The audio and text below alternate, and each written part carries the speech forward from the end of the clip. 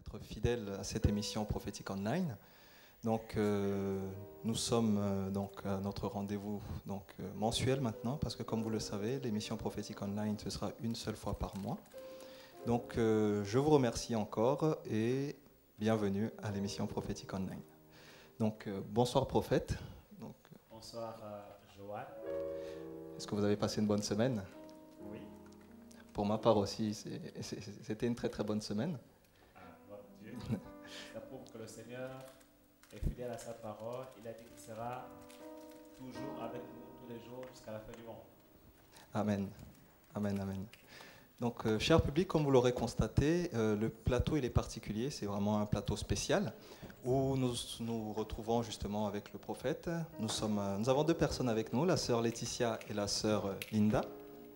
Donc aujourd'hui, en fait, nous avons voulu tout simplement une ambiance intimiste. On va se retrouver tous les quatre avec vous. Donc en fait, chacun devant votre ordinateur, devant votre télé, vous êtes présents ici avec nous. Et nous avons aussi un invité que vous ne voyez pas, mais vous savez de qui je parle. Je parle de Jésus. Amen. Et j'en profite d'ailleurs, prophète, pour vous demander, c'est vrai qu'on dit souvent que Jésus est dans notre cœur, mais est-ce que c'est Jésus qui a marché sur la terre? Est-ce que c'est ce même Jésus qui faisait des miracles sur la terre qui est dans notre cœur? C'est vrai que c'est quelque chose que nous avons souvent entendu, mais que pouvez-vous nous dire à propos de cela? Alors, merci pour cette question qui est très pertinente, hein, et d'ailleurs qui me permet de revenir sur le thème que j'enseigne en ce moment au niveau de Bordeaux, à savoir expérimenter le Saint-Esprit dans notre être tout entier, l'esprit, l'âme et le corps. Et donc ce matin, je pouvais dire au peuple de Dieu que lorsque vous dites « je reçois Jésus dans mon cœur » ou « j'ai reçu Jésus dans mon cœur, je l'ai accepté comme mon Sauveur et Seigneur », il ne s'agit pas de Jésus en chair et en os, comme on l'a vu sur la terre, allant de lieu en lieu, faisant du bien aux hommes, guérissant les malades, qui entre dans vos cœurs. Il a dit, après avoir accompli sa mission sur la terre, je m'en vais au ciel, mais je vous enverrai le Consolateur, le Saint-Esprit. Et c'est le Saint-Esprit qui représente Jésus-Christ sur la terre et dans nos cœurs. Donc lorsque un chrétien dit « j'ai accepté Jésus-Christ dans mon cœur », il parle en d'autres termes simplement de la présence du Saint-Esprit dans son cœur, dans sa vie. Parce que quand tu acceptes Jésus comme Sauveur et Seigneur, c'est Jésus, le Saint-Esprit, l'Esprit de Jésus, l'Esprit de Christ qui vient habiter dans ton cœur. Donc ça c'est vraiment important de comprendre cela, et quand on a compris cette réalité spirituelle, on comprend l'importance du Saint-Esprit dans la vie du croyant, on comprend l'importance du Saint-Esprit dans l'Église. Merci prophète. Et d'ailleurs, ça me fait penser, c'est vrai qu'on dit que Jésus a été tenté en toutes choses sur la terre. Il était pleinement humain sur cette terre. Il n'a pas péché. Est-ce qu'on peut dire que c'est par son esprit ou par le Saint-Esprit? Parce que c'est vrai que vous avez dit Jésus sur terre, en fait, au ciel il restait Dieu, le Saint-Esprit. Donc je pense que nous avons un début de réponse, mais est-ce que vous pouvez nous en dire un peu plus? Alors il faut distinguer Jésus de Christ. Voilà pourquoi dans la Bible on dit Jésus-Christ. D'accord? Jésus est un nom commun de personne. D'ailleurs à l'époque même de Jésus, il y avait des personnes qui s'appelaient aussi Jésus. D'accord.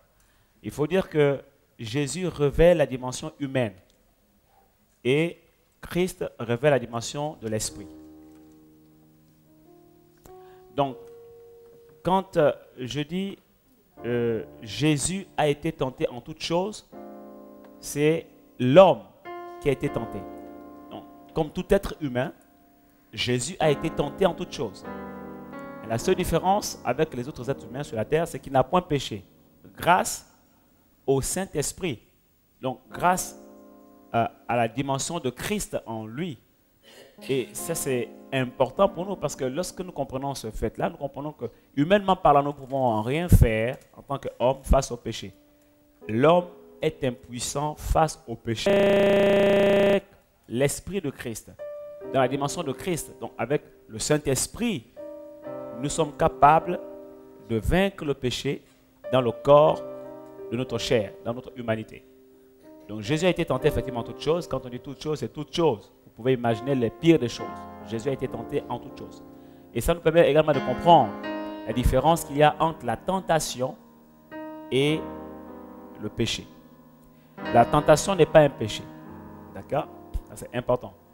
Si on dit que la tentation est un péché, Jésus-Christ alors aurait péché plus qu'il a été tenté en toutes choses. Non. La tentation n'est pas un péché.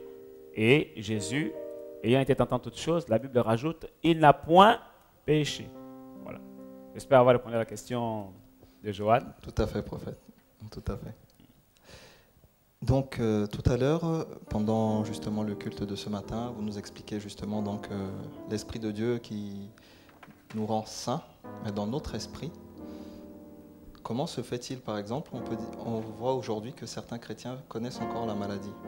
Parce que dans Thessaloniciens 1 Thessaloniciens 5, verset 23, on dit que le Dieu de paix vous sanctifie lui-même tout entier, que votre être, l'esprit, l'âme et le corps soient conservés irrépréhensibles lors de l'avènement de notre Seigneur Jésus-Christ. Que pouvez-vous nous dire justement?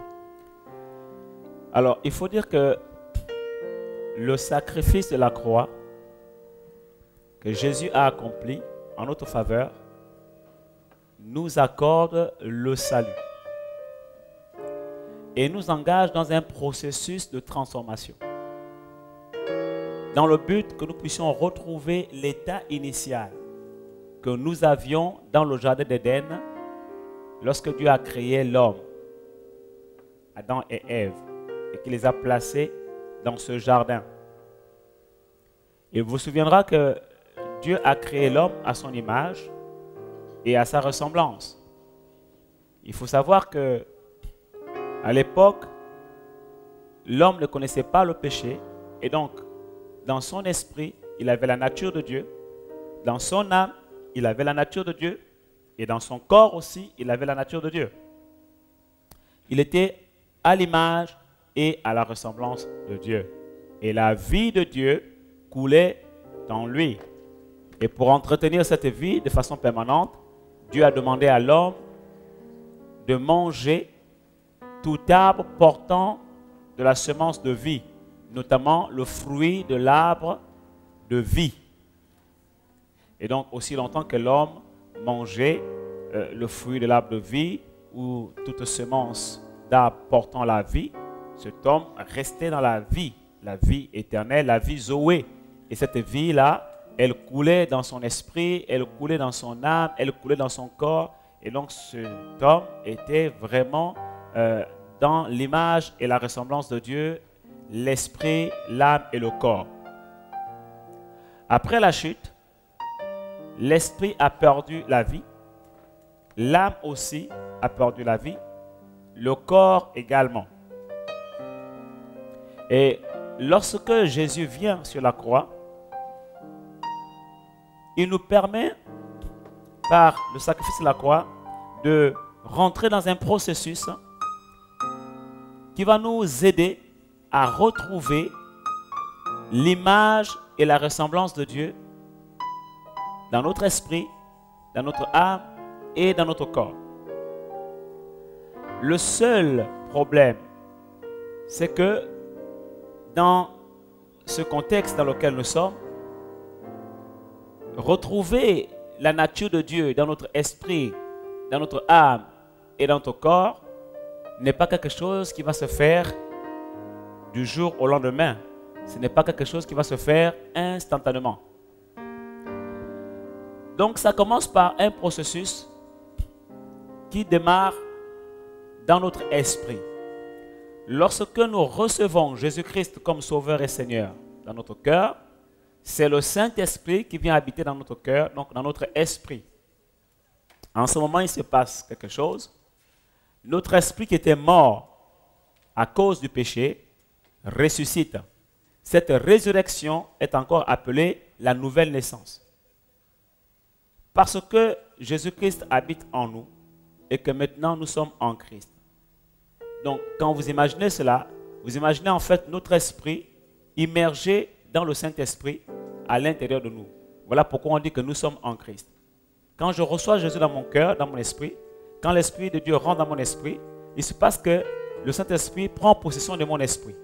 Et donc, mon esprit se trouve immergé, phagocyté par le Saint-Esprit.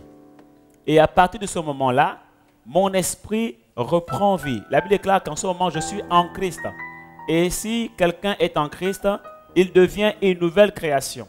C'est là que commence maintenant la nouvelle vie. Je deviens une nouvelle création. Mais ça se passe dans mon esprit. Quelqu'un me comprend ici? Donc en ce moment-là, mon esprit retrouve la vie de Dieu, retrouve la nature de Dieu. Mon esprit retrouve les vertus de la divinité. Mon esprit retrouve le caractère de Dieu. Mais tout ça, c'est dans l'esprit, c'est invisible. Mon esprit en ce moment est en bonne santé. Donc dans mon esprit, il y a tout l'héritage du salut accompli par Christ à la croix.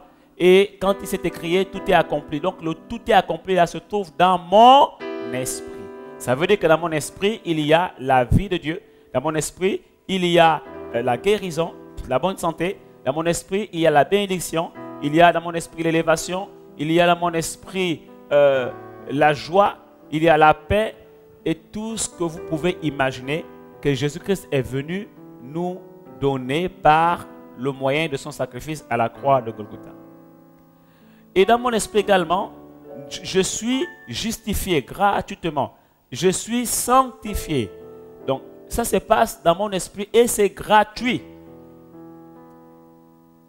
Maintenant, le verset que tu as lu tout à l'heure, le verset de 1 Thessaloniciens 5, verset 23. 5, 23, il dit maintenant qu'il faut que nous soyons ainsi, non seulement dans notre esprit, mais également dans notre âme et dans notre corps. Donc notre être tout entier doit être touché par le salut.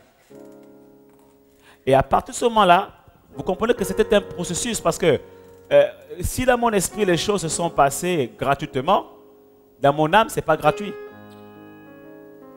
Dans mon âme, ce n'est pas gratuit. Et pourquoi? Parce que la Bible dit que nous devons travailler à notre salut.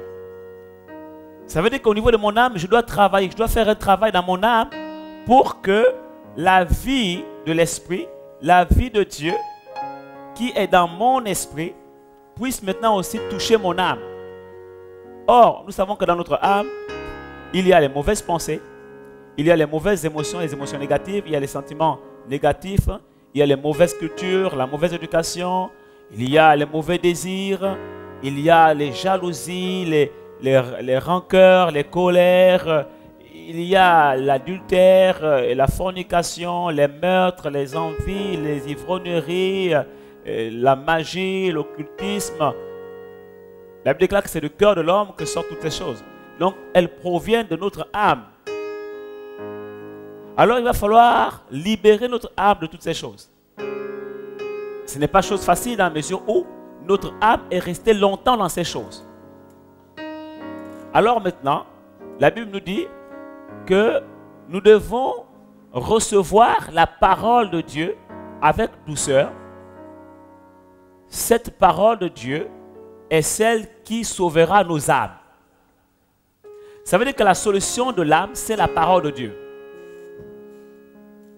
Notre esprit a besoin de la parole de Dieu, ça c'est certain, dans la mesure où, comme je l'ai dit au départ, il est né de nouveau, donc comme tout nouveau-né, il est encore petit, il est bébé, donc il a besoin de la parole de Dieu pour grandir et devenir fort et géant.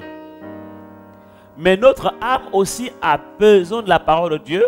Pourquoi? Pour être libéré de tout ce que je viens de citer qui est plutôt nuisible et qui est plutôt un obstacle à la manifestation ou à l'irrigation de la vie de Dieu dans notre âme. La Bible déclare dans Romains chapitre 8 au verset 11 que le même esprit qui a ressuscité Jésus-Christ d'entre les morts et qui habite en vous donnera aussi la vie à vos corps mortels par le même esprit qui habite en vous. Vous comprenez cela? Ça veut dire qu'en fait, le Saint-Esprit qui est dans votre esprit par le moyen de la nouvelle naissance a un objectif, c'est celui de donner la vie à vos corps mortels. Or, pour que cette vie-là arrive au corps, il faut qu'elle traverse une frontière qu'on appelle l'âme.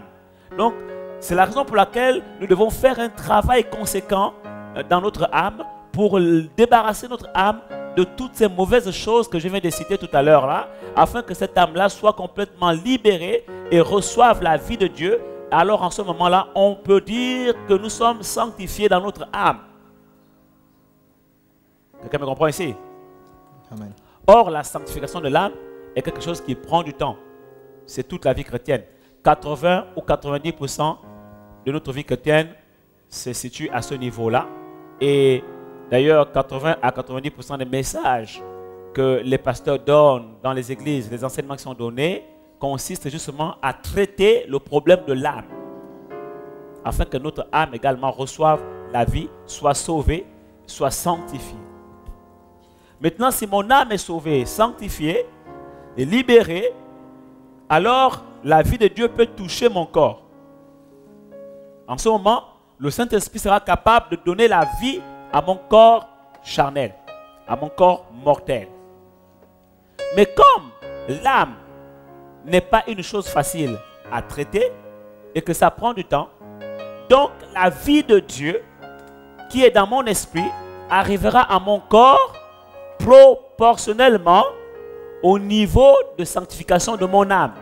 Voilà pourquoi la Bible déclare: je souhaite que tu prospères à tous égards, comme prospère l'état de ton âme et que tu sois en bonne santé. Ça veut dire que la santé de ton corps physique sera proportionnelle à la prospérité de ton âme. En fait, c'est en fonction de l'état de ton âme que ton corps va se comporter. Si ton âme est prospère, ton corps aussi recevra la vie de Dieu. Si ton âme est prospère, ton corps recevra la guérison divine. Si ton âme est prospère, ton corps recevra tout l'héritage que Dieu t'a donné au travers du sacrifice de Jésus-Christ à la croix de Golgotha. Mais vous savez, comme je disais, l'âme, c'est au fur et à mesure qu'on grandit. Donc, plus je grandis en maturité, plus j'accède à la vie de Dieu dans mon corps. Parce que la vie provient de mon esprit. Et c'est pourquoi la Bible déclare: garde ton cœur plus que toute autre chose, car c'est de lui que sortent les sources de la vie. Vous comprenez cela? Donc, mon esprit a la vie de Dieu et mon esprit constitue la source de la vie. Donc, si je m'occupe de mon esprit, si je m'occupe de mon âme, alors ces sources vont couler jusqu'à mon corps. Et alors la vie de Dieu va toucher mon corps. C'est ainsi que les choses que Dieu a accomplies à la croix deviennent une évidence pour moi. Quand il dit par exemple que par les maîtresses de Christ à la croix, nous sommes guéris, la guérison devient évidente pour moi dans mon corps. Quand la Bible déclare qu'il s'est fait malédiction à notre place et que par le pouvoir du sacrifice de la croix, il a brisé la malédiction, en ce moment-là, la malédiction aussi est brisée dans notre corps et la bénédiction acquise à la croix de Golgotha devient une évidence dans notre corps. Donc c'est ce qui explique aujourd'hui le fait que beaucoup de chrétiens, malgré le fait qu'ils sont nés de nouveau, ils ont reçu Jésus dans leur cœur comme Sauveur et Seigneur, le Saint-Esprit habite dans leur esprit. Ces mêmes chrétiens sont encore habités par des démons. Ces mêmes chrétiens sont encore malades.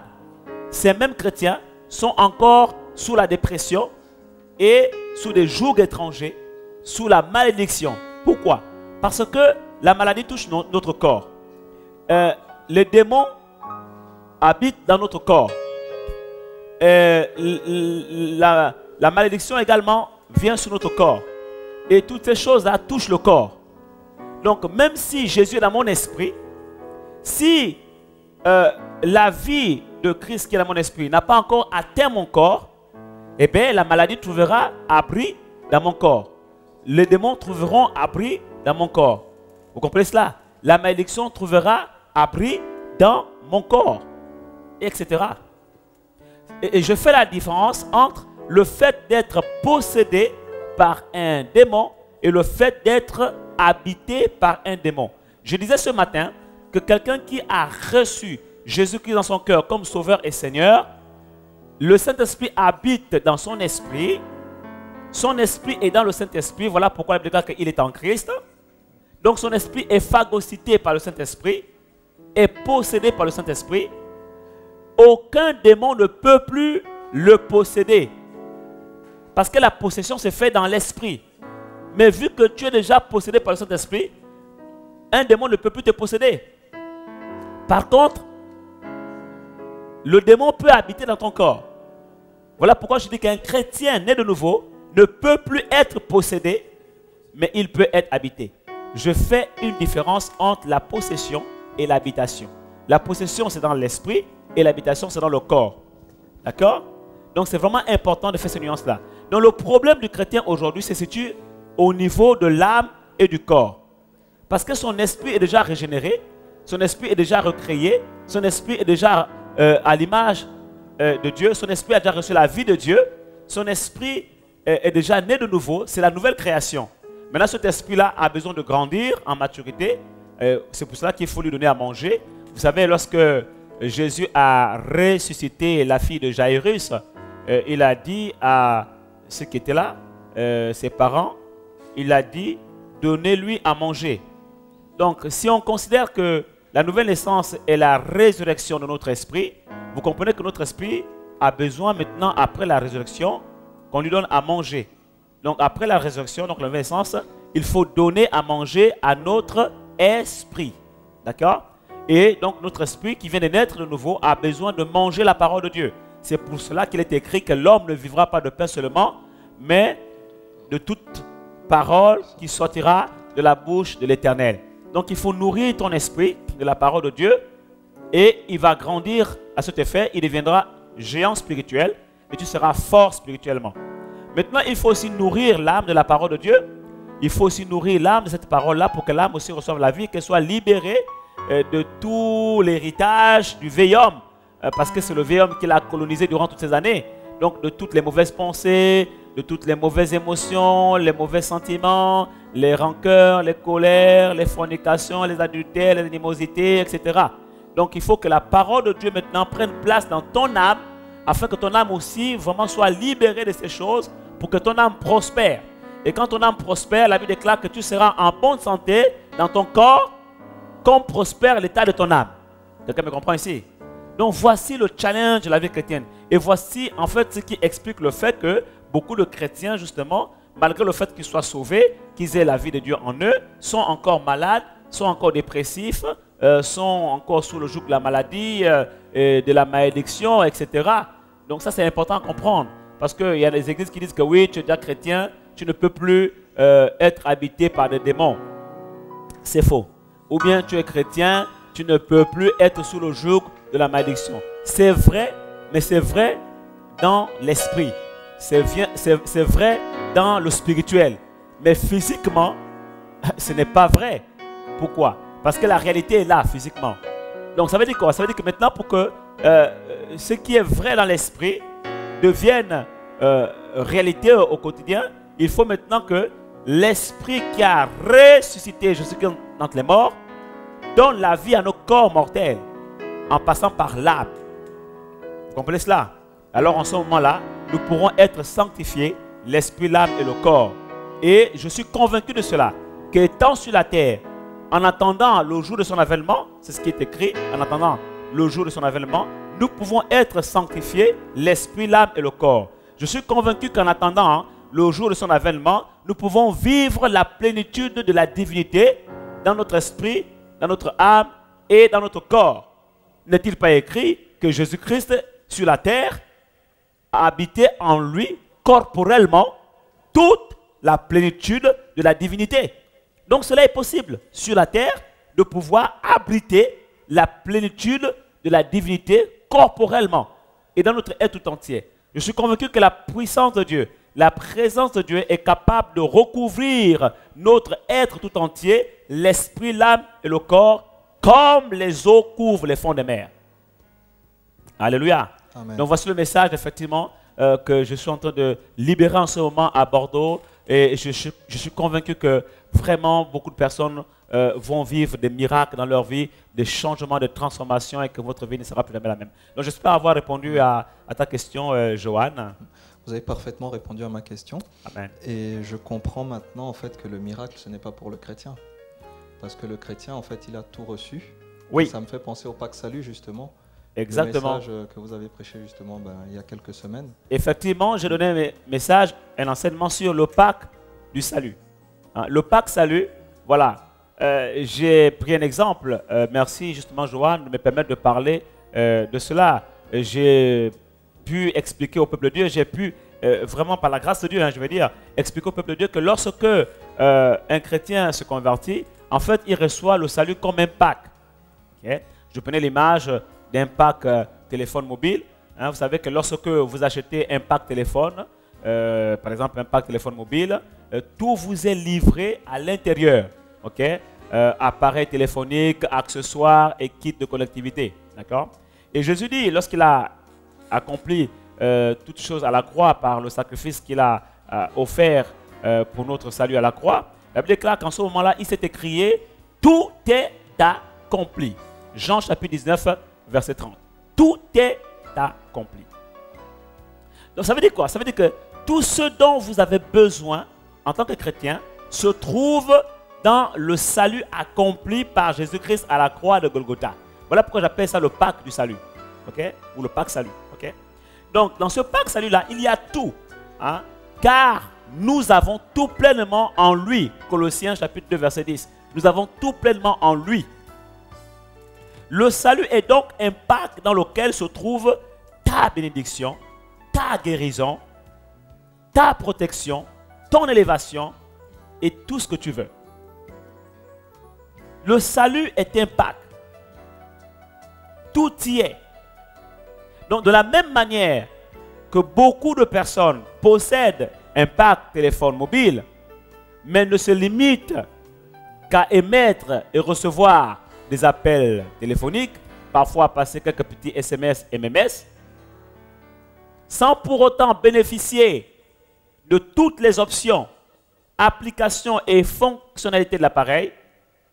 De la même façon, plusieurs chrétiens ont pourtant reçu le salut en Christ avec tout ce qu'il contient.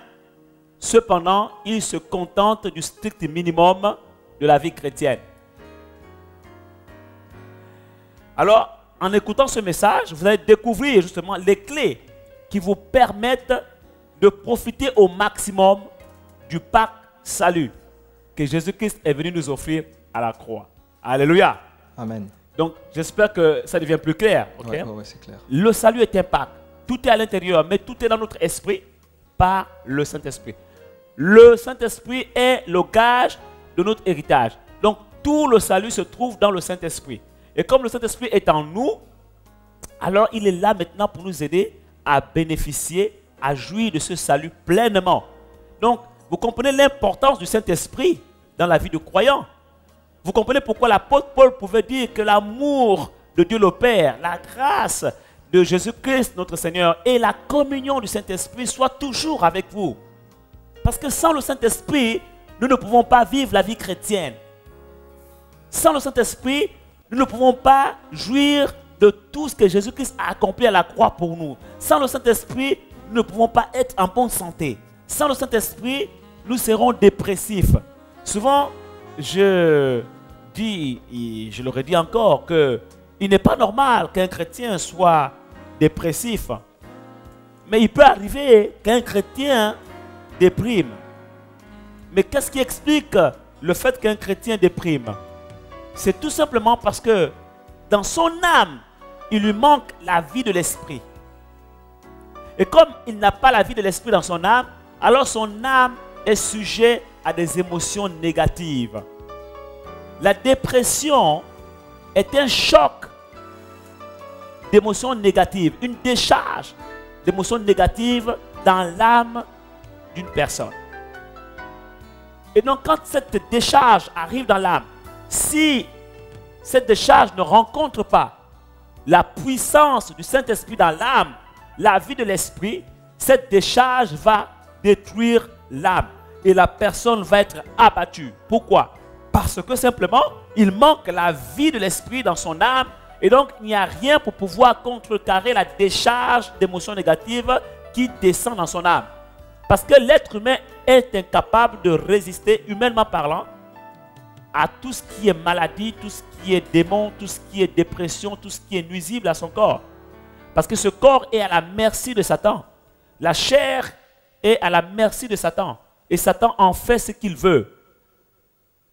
Donc, l'être humain est impuissant face à Satan, face au royaume des ténèbres, face à la maladie, face à la malédiction, face à l'oppression, à la dépression, à la régression, à la soustraction, tout ce que vous voulez. Maintenant, lorsque cet être humain rencontre le Saint-Esprit et que le Saint-Esprit prend possession de son esprit, de son âme et de son corps, cet être humain devient un être surnaturel. Parce que le surnaturel, c'est lorsque le naturel rencontre le spirituel. Là, on rentre dans le surnaturel. Donc, quand ton corps humain rencontre l'Esprit de Dieu, tu rentres dans le surnaturel. Et en ce moment, les gens seront étonnés. Quand tout le monde est atteint de la grippe aviaire, toi, tu n'es pas atteint de la grippe aviaire. Quand tout le monde est atteint par la crise, toi, tu es tranquille, tu es serein, tu as toujours de l'argent, tu prospères, ton entreprise fonctionne très bien, les autres sont en train de mettre la clé sous le paillasson, toi, tu as de nouvelles parts de marché, de nouveaux contrats, de nouveaux clients qui arrivent. Et là, je pose la question, mais comment cela se fait-il? Là où les gens sont tristes, toi, tu es joyeux. Quand les gens sont abattus, toi, tu es dans la paix. Mais qu'est-ce qui se passe? Il se passe que tu vis une autre dimension de la vie terrestre. Tu es dans ce monde, mais tu n'es pas de ce monde. Tu es dans un autre royaume et donc tu fonctionnes selon les lois d'un autre royaume. Tu es dans une autre sphère, la sphère du royaume de Dieu. Or, le royaume de Dieu, c'est la paix, la joie, la justice par le Saint-Esprit. Donc, quand les gens sont tristes, toi, tu es dans la joie. Ils ne comprennent pas pourquoi, pourtant, vous êtes dans le même monde. Mais ce qu'ils comprennent parce que tu es dans ce monde avec eux, mais tu n'es pas de ce monde. Donc, tu n'es pas régi par les mêmes lois qu'eux. Là où on leur a refusé le travail, toi, on te donne le travail. Là où on leur a refusé les papiers, toi, on te donne les papiers. Là où on lui a dit non, toi, quand tu arrives, on te dit oui. Pourquoi? Parce qu'en fait, tu es régi par d'autres lois qui ne concernent pas les lois de ce monde physique, mais qui concernent les lois d'un autre monde. C'est le monde du royaume de Dieu, un royaume spirituel. Alléluia. Amen. Et Jésus dit de ce royaume, il dit, le royaume de Dieu est venu au milieu de vous. Ça veut dire que ce royaume-là, ce ne sont pas 4 bâtiments physiques. Ce royaume-là est un environnement spirituel, est une sphère spirituelle. Et quand il dit, le royaume de Dieu est venu au milieu de vous, ça veut dire que le royaume de Dieu se déplace avec nous. Ça veut dire que lorsque j'arrive dans un endroit, même si cet endroit est désert, c'est un désert, il est désertique, et que les gens ont planté là, ça n'a pas poussé. Moi, quand j'arrive, tout lieu où foulera la plante de mon pied, Dieu me le donne en possession. Parce que je transporte le royaume de Dieu avec moi. Parce que cette atmosphère, elle est avec moi partout. Le royaume de Dieu vient là où je suis. Et là où les lieux étaient secs, les lieux secs reverdissent et portent un fruit nouveau. Les déserts fleurissent. Là où les gens ont planté, ça n'a pas poussé. Moi, je vais planter, ça va pousser. Et je vais récolter au centuple. Quelqu'un me comprend ici? Donc, je ne suis plus limité par le fait de la loi du territoire. Vous avez entendu parler des messages. Moi aussi, j'ai prêché ce message. Les territoires, ton territoire d'héritage, ton territoire d'héritage. J'ai prêché ce message également.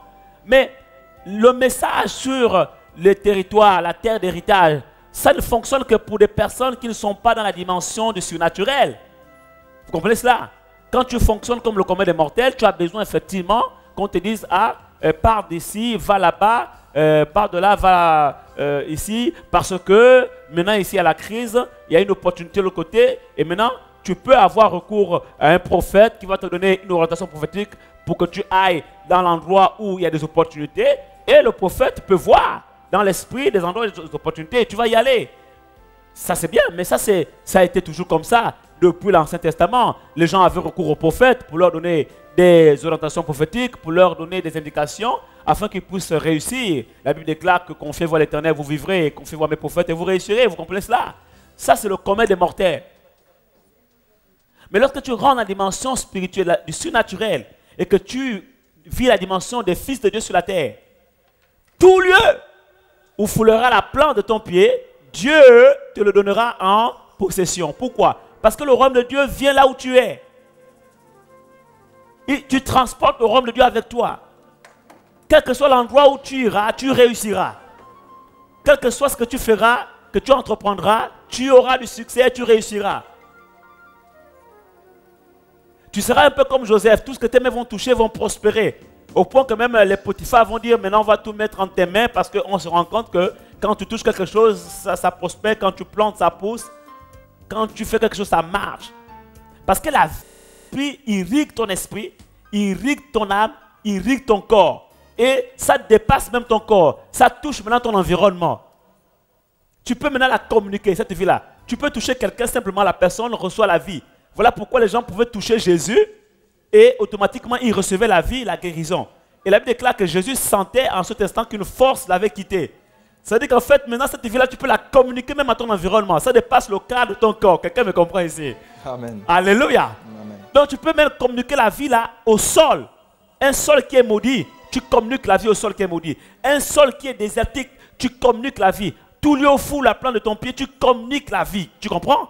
Donc, tu n'es plus assujetti et limité par des lois du commun des mortels. Tu es maintenant régi par des lois d'une autre sphère. Hein? Une sphère céleste. Or, ce qui est céleste est supérieur à ce qui est terrestre. Quelqu'un me comprend ici? Amen. Amen. Amen. C'est de ça que je parle. Quand je parle de vivre dans le surnaturel, grâce au Saint-Esprit, et qu'il est possible de vivre la dimension du Saint-Esprit dans l'esprit, dans l'âme et le corps.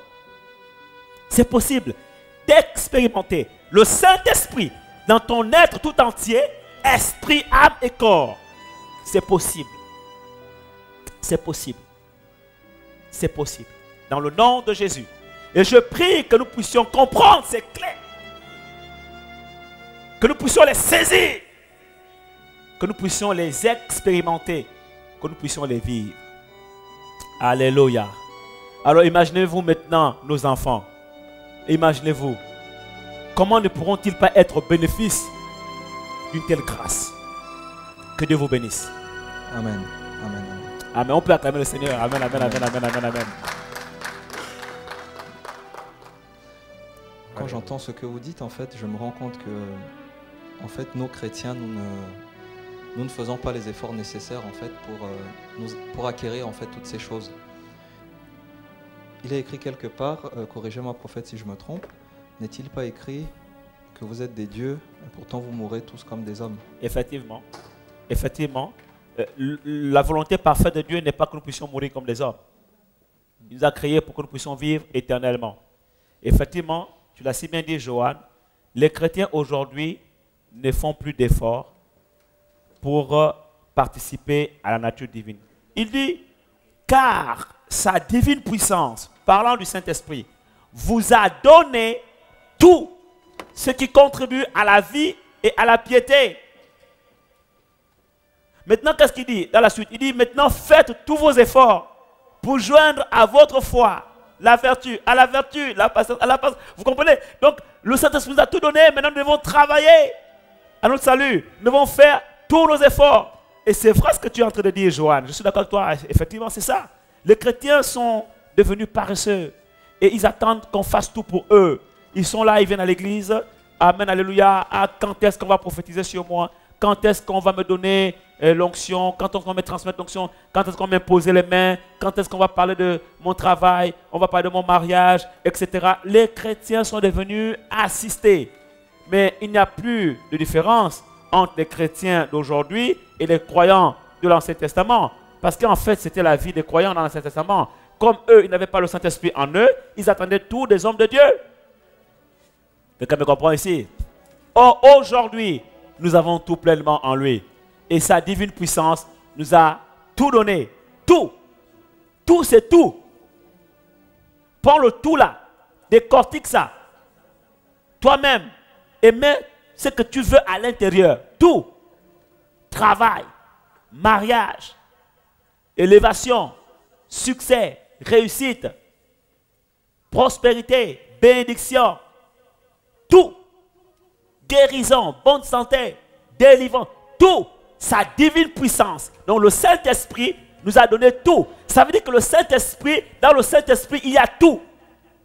Le tout est accompli, que Jésus a prononcé à la croix et dans le Saint-Esprit. Donc dans le Saint-Esprit, il y a tout.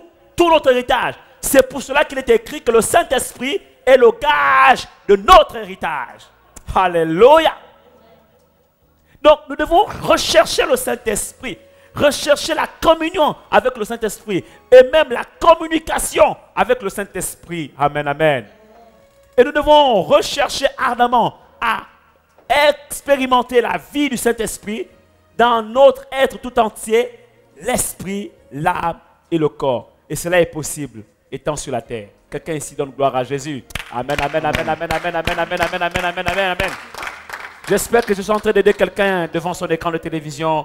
J'espère que je suis en train de bénir des foyers et des familles en ce moment. Voici le secret de la vie chrétienne. Voici la différence entre ceux de l'Ancien Testament et ceux du Nouveau Testament. Voici la distinction entre les croyants de l'Ancienne Alliance et ceux de la Nouvelle Alliance. Quelqu'un me comprend ici? Malheureusement, aujourd'hui, beaucoup de chrétiens dans nos églises vivent encore sous l'Ancienne Alliance, étant dans la Nouvelle Alliance. Pourquoi? Parce qu'ils ne bénéficient pas, ils ne font pas d'efforts pour jouir des promesses de la Nouvelle Alliance. Or, cette alliance est la meilleure parce qu'elle est basée sur des meilleures promesses.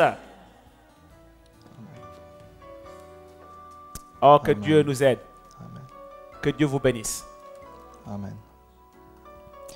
Prophète, maintenant qu'on en est là, c'est vrai que ça me fait penser au passage de Genèse.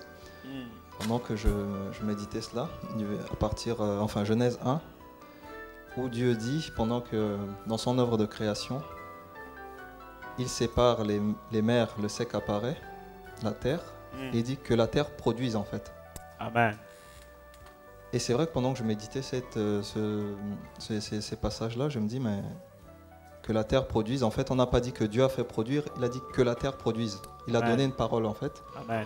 Et c'est vrai, quand on lit un peu plus loin, on nous dit que il y avait de la vapeur en fait au-dessus de la vapeur qui jaillissait, parce que Dieu n'avait pas encore fait pleuvoir. Sur la terre, oui. Et il n'y avait pas encore d'homme pour cultiver la terre. Mais pourtant, Dieu avait donné une parole. Et en fait, je comprenais en fait que l'homme qui devait cultiver, ce sont les pasteurs. Mais en fait, cette vapeur qui jaillissait de la terre et qui arrosait la terre au final, ça doit venir en fait de nous. En fait, c'est notre volonté, c'est notre désir en fait. Dieu en fait se sert en fait de nous. Il va se servir en fait de nous. Si nous voulons en fait, il va faire quelque chose dans notre vie si nous voulons qu'il le fasse. Et je me rends compte que à ce moment-là où Dieu n'avait pas encore fait pleuvoir, c'est à ce moment-là que Dieu forme l'homme avec la poussière de la terre. Mais la poussière, de la simple poussière, on ne peut pas donner une forme avec. Donc il faut qu'il y ait un peu d'eau quand même. Et donc cette vapeur qui sort là a permis à Dieu de former l'homme.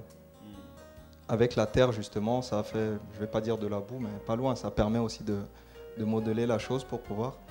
Et ce que je comprenais en fait, c'est nous devons en fait le vouloir, et quand nous le voulons, Dieu donne une forme à notre vie, au travers du pasteur, au travers de... Mais notre propre volonté en fait est déjà importante, c'est la base même. Et notre propre volonté, c'est le travail que nous faisons. Et je me rends compte moi qu'il y a des jours où je n'ai pas pris ce temps-là justement de mettre cette volonté-là. Des fois on a le désir, des fois, mais on se laisse emporter par d'autres choses. On va passer du temps devant la télé, alors que le Saint-Esprit nous dit va lire ta Bible, alors que le Saint-Esprit te dit va prier. Mais non, je préfère penser à autre chose. Et j'aimerais vraiment que pour moi-même et pour vous aussi, chers internautes, que nous réalisions en fait que nous sommes dans l'erreur. Si aujourd'hui il y a cette émission prophétique online, c'est une bénédiction, c'est vrai. Amen. Mais je ne pense pas que c'était la volonté première de Dieu qui ait une émission de ce genre. Je pense que sa volonté première, c'est que de nous-mêmes, en fait, nous ayons cette relation avec lui. Amen. Pour que lui nous communique directement en fait ce qu'il a à nous communiquer. Amen, amen, amen. Et aussi l'autant en fait qu'il y aura ce genre d'émission où il y aura besoin de ce genre de choses, ça veut dire que nous-mêmes, à titre personnel, nous ne sommes pas bien positionnés face à Dieu. Et il faudra vraiment faire quelque chose. Je vous remercie en tout cas, prophète, pour ces enseignements. C'était vraiment une très bonne interprétation, effectivement. Je n'avais jamais vu la chose sous cet angle-là. Et c'est vrai qu'aujourd'hui, j'attire l'attention des chrétiens sur le fait que ce genre d'émission, c'est comme les ministères, apôtres, prophètes, pasteurs, docteurs, c'est pour vous aider simplement. Mais le but, c'est que vous puissiez parvenir à l'état d'homme fait, à la mesure de la stature parfaite de Christ. Voilà, c'est vraiment ça le but. Mais vous ne devez pas rester tout le temps dans les mêmes situations et vous devez grandir. Normalement, l'année prochaine, par exemple, les mêmes personnes qui ont suivi l'émission prophétique online durant cette année devrait expérimenter ces choses-là et pouvoir maintenant aider d'autres personnes qui viendront après et qui ne connaissent pas ces choses ou qui viendraient à connaître récemment le Seigneur.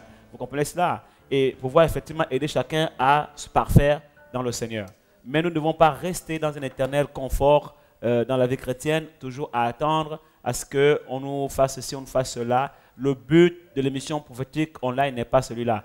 Prophétique online a pour but de vous amener à la perfection, afin que vous soyez accomplis à la mesure de la stature parfaite de Christ, que vous n'ayez même plus besoin du prophète, mais que vous soyez maintenant, vous, une source de bénédiction pour les autres, dans vos églises, autour de vous, et même sur ce plateau, pour ceux-là qui n'auront pas encore reçu l'enseignement que vous avez reçu, ou pour ceux-là qui viendraient encore à se convertir de nouveau, vous pouvez suivre l'émission pour pouvoir les aider à comprendre certaines choses via le chat, via justement les moyens interactifs de l'émission et via vos interventions, parce que nous prions quand même que prochainement, plus tard, le Seigneur nous donne les moyens d'avoir la possibilité de communiquer par téléphone aussi, etc., sur l'émission, sur le plateau. Donc, vous pourrez effectivement être maintenant là de source de bénédiction aux autres, pour les autres, par vos interventions, par vos actions. Vous comprenez cela? Mais vous devez grandir. Voilà pourquoi, justement, notre thème jusqu'à présent, c'est grandir dans l'onction prophétique. Vous comprenez cela? Donc, nous sommes en train de parler de grandir. Et ça, c'est important que nous puissions grandir, afin de ne pas rester des éternels bébés spirituels. Amen, amen. Que Dieu vous bénisse. Amen.